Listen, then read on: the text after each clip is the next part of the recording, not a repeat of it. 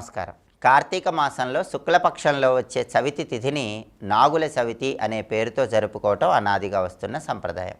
నాగుల చవితి పర్వదినం సందర్భంగా సర్పదేవతలను అర్చన చేయటం ద్వారా జాతకంలో ఉన్న కాలసర్పదోషాలు, రాహుకేతు దోషాలు వీటన్నిటి నుంచి సులభంగా బయటపడవచ్చు. కార్తీక నాగుల చవితి సందర్భంగా ఈరోజు పుట్ట దగ్గరకు వెళ్ళి పుట్ట పూజ చేస్తే చాలా మంచిది. పుట్ట మీద పసుపు కుంకుమ చల్లి పుట్టలో పాలు పోసి పుట్ట చుట్టూ ప్రదక్షిణలు చేస్తే సర్పదేవతల సంపూర్ణమైన అనుగ్రహం కలుగుతుంది. పుట్ట దగ్గర చలిమిడి కానీ చిమ్మిలి కానీ నైవేద్యంగా సమర్పించాలి. అలాగే పుట్ట చుట్టూ ప్రదక్షిణలు చేసేటప్పుడు కూడా పాహి పాహి సర్పరూప నాగదేవ దయామయ సత్సంతాన సంపత్తిం దేహిమే శంకరప్రియ అనంతాది మహానాగరూప వరదాయచ తుభ్యం నమామి భుజగేంద్ర సౌభాగ్యం దేహి మే సదా అనే శ్లోకం చదువుకుంటే ఉత్తమ ఫలితాలు కలుగుతాయని ధర్మశాస్త్ర గ్రంథాలన్నీ తెలియజేస్తున్నాయి. ఈ శ్లోకంలో ఉన్న అర్థం ఏంటంటే పాహి పాహి సర్పరూప నాగదేవ దయామయ, సర్పదేవతలారా మీ దయను మా మీద ప్రసరింపజేయండి. సత్సంతాన సంపత్తిం దేహిమే శంకరప్రియ, శివునికి ఇష్టమైన నాగదేవతలారా మాకు సత్సంతానాన్ని కలిగింపజేయండి. అనంతాది మహానాగరూప వరదాయచ అంటే అనంత, వాసుకి, ఆదిశేష, పద్మనాభ, కంబళ, శంఖపాల, ధార్తరాష్ట్ర, తక్షక, కాళీ అని 9 నాగదేవతలు ఉంటాయి. సృష్టిలో ఉన్న శక్తివంతమైనటువంటి నాగదేవతలు. ఈ 9 నాగదేవతల రూపంలో ఉన్న సర్పదేవతలారా తుభ్యం నమామి భుజగేంద్ర సౌభాగ్యం దేహిమే సదా, సర్వ సౌభాగ్యాలు మాకు కలిగింపజేయండి అని ప్రార్థించటమే ఈ శ్లోకంలో ఉన్న అంతరార్థం. అలాగే ఇంకొంతమంది పుట్ట చుట్టూ ప్రదక్షిణలు చేస్తూ కర్కోటకస్య నాగస్య దమయంత్యా నలస్య చ ఋతుపర్ణస్య రాజర్షేహే కీర్తనం కలినాశనం అనే శ్లోకం కూడా చదువుతారు. దీనివల్ల నాగదోషాలు పోవడంతో పాటుగా కలిపీడలు, కలిబాధలు, కలియుగంలో వచ్చే అన్ని సమస్యల నుంచి బయటపడవచ్చు. ఈ శ్లోకమైన చదువుకోవచ్చు. ఈ 2 శ్లోకాలు చదువుకోలేని వాళ్ళకు మంత్రశాస్త్రం ఒక సులభమైన మంత్రం చెప్పింది. ఆ మంత్రాన్ని ఇంట్లో దీపారాధన చేసి చదువుకోవచ్చు, లేదా మీరు పుట్ట దగ్గర పాలు పోస్తూ ప్రదక్షిణలు చేస్తూ కూడా చదువుకోవచ్చు.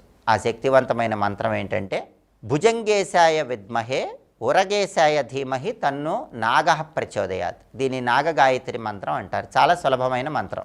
21 సార్లు నాగగాయత్రి మంత్రం చదువుకున్న నాగుల చవితి రోజు అద్భుతమైనటువంటి శుభ ఫలితాలు కలుగుతాయి.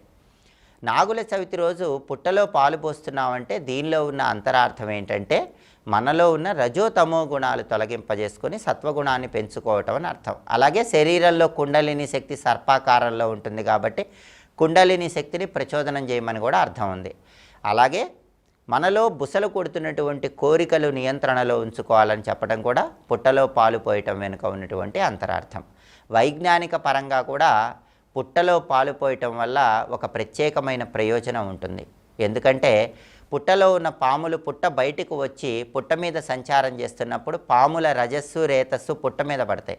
మనం పాలు పోసినప్పుడు ఆ పాముల రజస్సు రేతస్సు ఈ పాలతో సంయోగం చెంది ఒక రకమైన వాయువు విడుదలవుతుంది. అందుకే పుట్టకు ప్రదక్షిణాలు చేసేటప్పుడు ఆ వాయువు ఆడవాళ్ళలో ఉన్న సంతానపరమైన దోషాలను తొలగింపజేస్తుందని ఋషులు మహర్షులు బాగా తెలిసి ఈ విధి విధానాన్ని ఏర్పాటు చేశారు. కాబట్టి వైజ్ఞానిక పరంగా కూడా పుట్టలో పాలు పోయటం ద్వారా మహిళామణులకు సంతానపరమైన సమస్యలు తొలగింపజేసే శక్తి శరీరానికి వస్తుంది. జన్యు సంబంధమైన సమస్యలు తొలగింపజేసుకోవచ్చు. కాబట్టి ఆధ్యాత్మికంగా వైజ్ఞానికంగా పుట్టలో పాలు పోయటం అనేది విశేషమైన శుభ ఫలితాలను కలిగింపజేస్తుంది. యోగశాస్త్ర పరంగా మాత్రం శరీరంలో ఉన్న కుండలిని శక్తిని జాగృతం చేయమని చెప్పడమే పుట్టలో పాలు పోయటం వెనుక ఉన్న అంతరార్థం.